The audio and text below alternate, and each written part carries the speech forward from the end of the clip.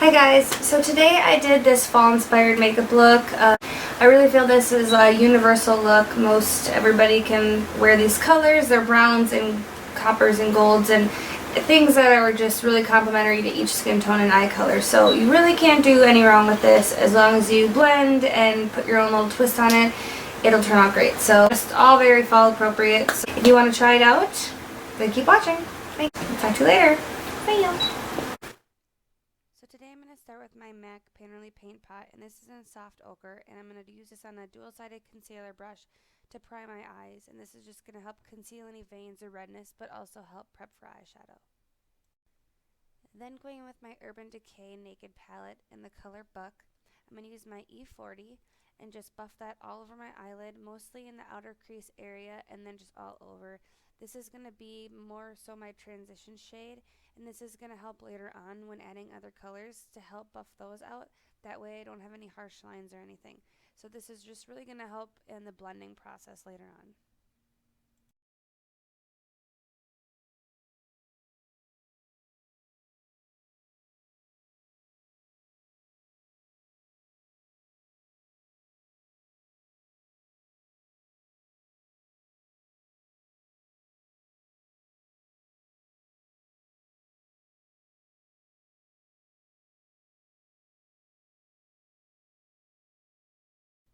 Alright, then taking my lorac Pro palette and the color Sable, I'm going to take my E25 from Sigma, and I'm just going to blend that into my outer corner, and I'm going to start buffing that in just like I did with the Buck color. This is just a little darker, so it's going to start deepening and giving me that more of a cat eye effect. And I'm just kind of being a little more precise this time now that I'm going in with darker colors. Then I'm going to use taupe on my MAC 217, and I'm just going to use this to kind of keep buffing. It is a little lighter than that Sable. I wanted to use a color that was a little darker than Sable but a little lighter than Buck to help me blend out that color. I do have hooded eyes, as you can see, so I don't have that deep crease to follow, so sometimes it can be a little more difficult for me to make a crease color or define my crease without actually having that crease. So a lot of blending involved, and just everybody should blend in general because it's going to make your eyeshadow look a lot better. And we're going for a more gradient look. So I'm going to take Pewter from the lorac Pro palette and my dual-sided Urban Decay brush that I got from my Naked palette, and I'm using the more dense end, and I'm going to pack that all over the lid. As you can see, I pack and then I kind of smooth over the surface to get rid of any thickness or inconsistencies.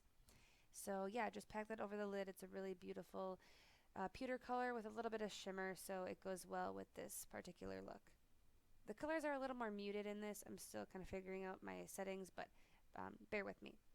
So then I'm going to take my Kat Von D liner, and this is my tattoo liner. I believe it's in Trooper. I'm going to use this to make a wing, and so I start by lining the top of my eyelid near the lashes real thin, real thin. Sorry, this is so poorly filmed. So then, yeah, like I said, I just make a thin line along the lashes because I do have hooded lids. When I open my eyes, I lose a lot of my eyelids, so if I bring that liner too thick, then it tends to either smudge everywhere or it just looks like my whole eyelid is black. So I keep it thin along my lash line, and I do this along my lash line only for the purpose of blending in my falsies when those come. So now I'm going to make my wing. I'm going to start by following my lower lash line up towards my eyebrow, and I'm going to make a line, and then I'm going to go from that point and then connect that to my eyeliner, which is going to make kind of a triangle, and then as you can see I just fill it in and then just blend until I get the thickness and the wing look that I like. Doing a wing takes a lot of practice. It definitely isn't like something you just can do, so don't get frustrated. Just keep practicing and look up videos. Just find different ways that people do it and see which one works for you, and you'll get there eventually. So yeah, I'm kind of doing just kind of a medium-sized wing, I'd say. And then I'm going to go in and just with no extra product on my 217, just kind of blend everything. Now that my liner's on, I can see where everything is and just make sure it's even. And then going in with a little more Sable in the inner corner, I just want to add a little bit of color there to make my eye look a little more rounded. And then on a pencil brush, this is by Sigma E30, I'm going to take Espresso from the Lorac Pro palette, and I'm just going to more densely now that my wing is there, add this to the outer corner, and this is going to add a little bit of depth, and it's going to make the appearance that that outer corner is a little more hollow. So it's going to give me an illusion of a crease. And then just buff everything out again with my MAC 217, or you can use the E25. They're both very similar. I just kind of grab whichever one is closest to me. And if you have to use a little bit of extra buck or a little bit of extra taupe, just go ahead, just help buff everything out. So then I'm going to take my Ardell lashes, and these are wispies, and whatever eyelash glue you have, I don't remember which one it just was. And I'm just going to apply those. I'll make a eyelash video, but just your basic tips here. Make sure that after you do a thin line of glue, make sure to let it sit for a little bit, at least 30 seconds to become tacky. If you do it right away when it's wet, it's just going to make a huge mess, and it's not going to stick, and then you're going to try to be maneuvering it and manipulating it, and it's just going to get glue everywhere. So make sure it's tacky. I like to stick it on right in the middle, and then pull the end down, and then the inner corner down, and then kind of take it and press it and kind of smush it down almost with my tweezers, just to make sure it's as close to my lash line as possible, because you don't want too big of a gap, because you'll be able to see it and it's going to look a little funky. So yeah, just press that down right there. Then going in with my Smashbox Photo Finish Primer, I'm just going to press this into my skin all over my face, and this is going to help prep my face for foundation. So for my foundation today, I'm going to use MAC Prolongwear Foundation, and this is an NC30. And I'm going to use a Sigma F80 Flat Top Kabuki to just buff this all over my face, kind of press it into my skin, and then buff it all over. This is a little warmer than my skin right now. I thought the NCs would be closer to what my natural skin tone is, but I guess I will have to keep looking. So yeah, I'm just going to buff that all over, and make sure to get your neck and jawline.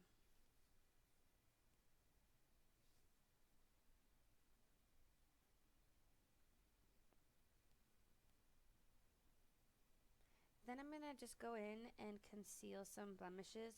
I'm going to use the Studio Finish Concealer in NC35 and just my concealer brush again, and then go back over with my kabuki and just kind of buff that in so that there's no lines. And then I'm going to do my under eye concealer with my Prolongwear concealer in NW20 and a damp beauty blender. And I'm just going to start by kind of buffing that under my eye with my finger into kind of a V shape, and follow my under eye area and up onto the high points of my cheekbones, and then just buff that in. The beauty blender really needs to be damp to make this work efficiently and the way you want it. Otherwise it's going to be too dry, and this really helps to just hydrate your skin while pressing it into and buffing everything out. So then I'm going to highlight the other high points of my face with my MAC Prep and Prime in Light Boost, and just hit the high points or anywhere that I want to brighten a little bit. And then just buff that in with my damp beauty blender also. And this is just going to help give the evenness to my face. Instead of just having it really bright under my eyes, it's going to highlight the rest of the high points of my face, so it just looks a lot more even. And then I'm going to set my under eye concealer with the IT Cosmetics My Sculpted Face Contour Kit. And I'm going to take this light shade here, and I'm just going to use this with my tapered highlighter F35, and I'm just going to press that on my under eye area and then sweep away any excess powder. And this is just going to set that liquid. Because it is a liquid, it will settle and crease as the day goes on, so the powder just helps it to not do that. And then just hit any other points that you might want, like the forehead or anything. And then I'm going to set the rest of my foundation with my MAC Studio Fix in C5 with a big, fat, fluffy powder brush by Real Techniques. I love this brush. It's so dense and fluffy. And I just like to set everything so that nothing breaks up during the day. And then I'm going to do my eyebrows with my Anastasia Brow Wiz pencil. And I start with this to just outline my eyebrows. This is in soft brown. To outline my eyebrows and get the shape I want. The videos really make your eyebrows look non-apparent, so let's get them looking normal again. So outline with this, and then I go in and fill it with the dip brow. I like to use this to get my arch in the shape I want in the starting point, and then really give me a nice point to the end of my eyebrows. And it really has a really nice, it at first seems a little waxy, but this is nice because it's going to help last all day. You know it's not going to go anywhere. And then I'm going to fill it in with the dip brow pomade in soft brown also, and I just like to fill it in with this because it's a little more gentle on my eyebrows and it has the same color payoff, so I really like this combination. And I'm just using a dual-sided eyebrow brush. This is the angled eyebrow side, and then the other has a spoolie on it that I just go in with after and brush everything out to make it appear as natural as it can be.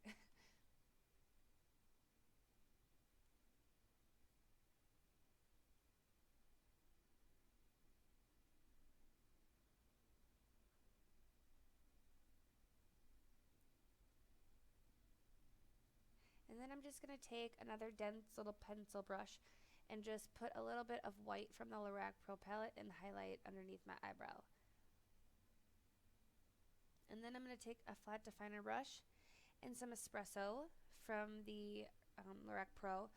And I missed that clip, so I first kind of pressed that into my lower lash line, and now I'm taking that same pencil brush with a little bit of sable, and then I'm just going to use that to buff out the espresso and give it more of a blown out. You don't want a harsh line underneath there, but I do like to add a little bit because it really opens my eyes up, because it makes it appear that they're bigger because there's more space in between.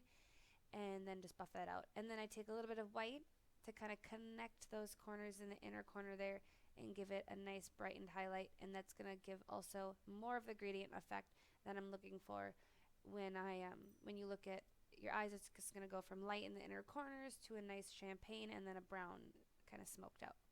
Then I'm going to do mascara. I'm going to use Buxom in Blackout and just connect my natural lashes to my false lashes, and then hit the inner corners where the false lashes did not cover, and then go in with Maybelline Cat Eyes and do my lower lashes. And sorry that I'm out of shot. So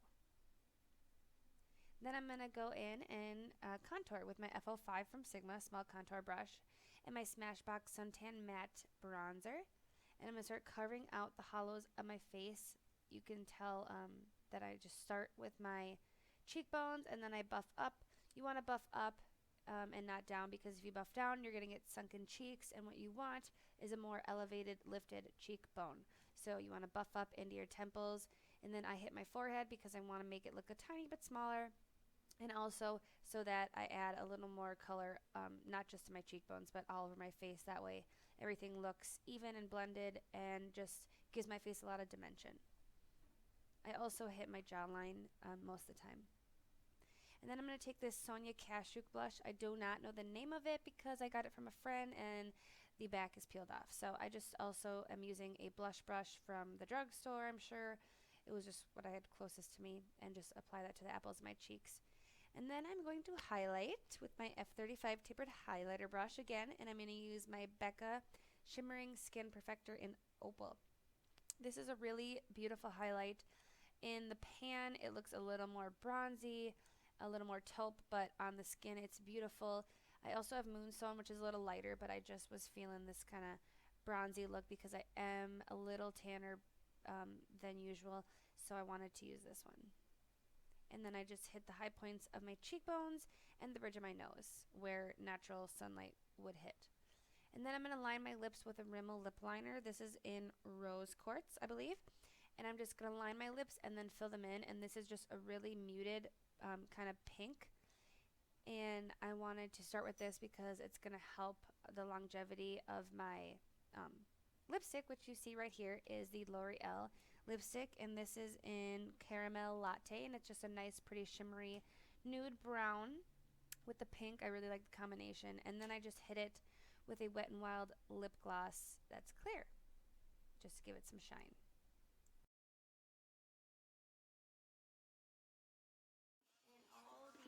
Will be listed down below in the description bar. Every product I use, every color I use, and every brush I used also. So yeah, see ya.